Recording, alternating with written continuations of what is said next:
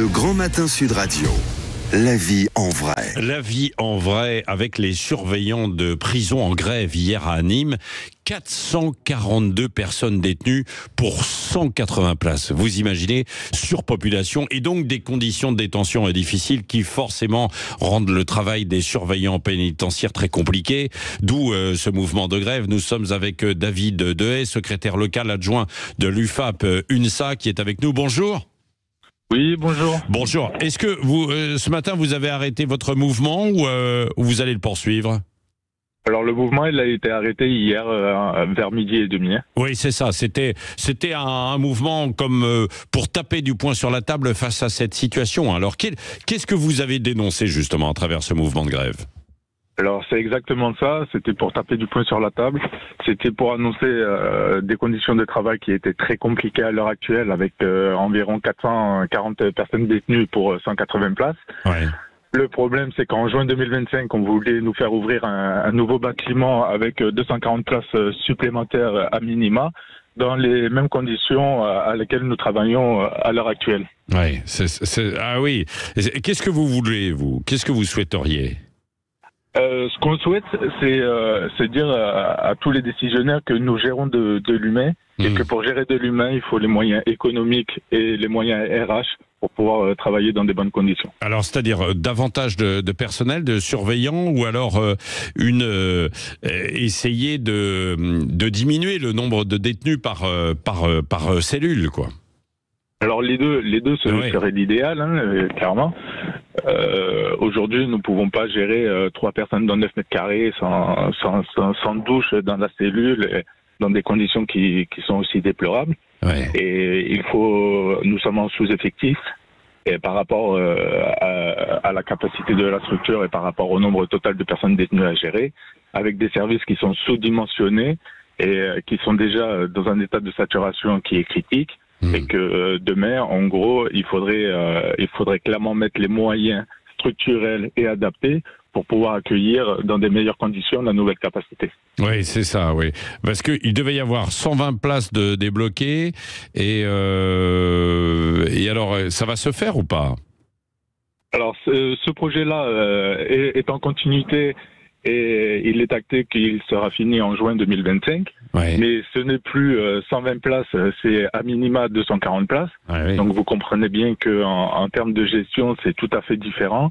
Et il nous faut des services qui soient proportionnels par rapport à cette nouvelle à ce nouvel effectif sur l'établissement. Oui, donc 3 fois plus, grosso modo, de détenus que de places. Alors ça se traduit par quoi alors quand ils sont beaucoup plus nombreux dans ces cellules, des tensions, des relations plus difficiles également avec vous, surveillants ? Sur la gestion au quotidien. Il y a énormément de tensions. Nous gérons des personnes que nous pouvons garder plusieurs années dans des conditions qui sont très très compliquées pour eux comme pour nous. Et nous gérons simplement les urgences parce que nous ne sommes pas en capacité de gérer sur du long terme ou sur du moyen terme toutes les tensions qui sont inhérentes à la vie en détention. Ah oui, c'est ça. Mais quand vous dites des urgences, c'est quoi des tensions, pas des bagarres entre détenus ou pas ? C'est exactement ça. C'est énormément de tensions, beaucoup de mutations d'urgence pour pouvoir gérer et éviter tous les conflits entre personnes détenues, parce que nous devons quand même, nous avons le droit, un devoir de garantir la sécurité, qui est primordial dans ce genre d'établissement. Donc il faut constamment gérer toutes ces tensions pour pouvoir prévenir de tout incident. Oui, c'est ça. On dit aussi qu'il y a dans les prisons souvent du trafic, du racket. Est-ce que vous le voyez, vous pouvez intervenir ? C'est très compliqué. Derrière une porte de cellule, on ne sait pas vraiment ce qui se passe une fois qu'elle est fermée. C'est très compliqué à prévenir ce genre de trafic, surtout qu'il faut nous donner les moyens de le faire. Ouais. Et dans ces conditions, il est quasiment impossible de pouvoir endiguer ce genre de pratique. Oui. On dit aussi que finalement il y a la circulation de téléphones portables, d'un tas de choses dans les prisons. Même chose, là c'est compliqué pour vous de pouvoir intervenir. Vous savez que ça existe, mais ce n'est peut-être pas simple de pouvoir réglementer les choses. C'est exactement ça. Entre ce qui est censé se faire et ce que nous sommes en capacité de le faire avec les moyens humains que nous avons à notre disposition, nous savons clairement que il y a énormément de trafic, il y a des téléphones.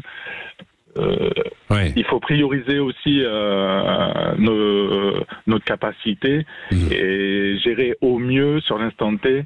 Et pour l'instant, clairement, nous n'avons pas la possibilité de le faire. Est-ce qu'il y a aussi la possibilité de distinguer les détenus que vous mettez dans les cellules, c'est-à-dire éviter de mettre un détenu qui a été quelqu'un qui s'est fait avoir pour des petites choses et puis un autre plus gros trafiquant, parce que évidemment il peut y avoir derrière de l'influence, de la soumission, quoi.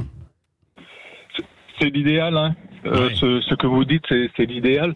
Maintenant, imaginez que avec 80% des cellules qui sont triplées, nous ne pouvons pas choisir réellement qui on va mettre avec qui, avec un énorme turnover, avec beaucoup d'entrées, beaucoup de sorties.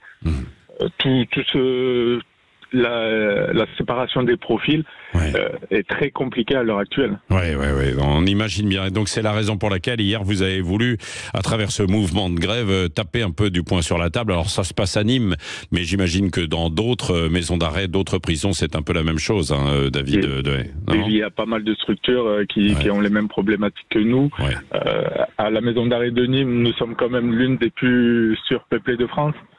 Donc je pense que c'est un message à faire passer à notre administration pour nous donner les moyens de travailler correctement. Correctement. Merci en tout cas d'avoir été avec nous ce matin sur Sud Radio dans La Vie en Vrai pour décrire cette situation. Il est 6h44. Bon réveil. Tiens, on va tout vous dire tout à l'heure. Vous recevez beaucoup de petits SMS, de petits messages en ce moment, notamment pour le suivi des colis ou autres. Derrière tout ça, il y a aussi des entreprises qui bossent avec toutes les sociétés qui envoient ces colis. On va tout vous dire dans C'est bon à savoir.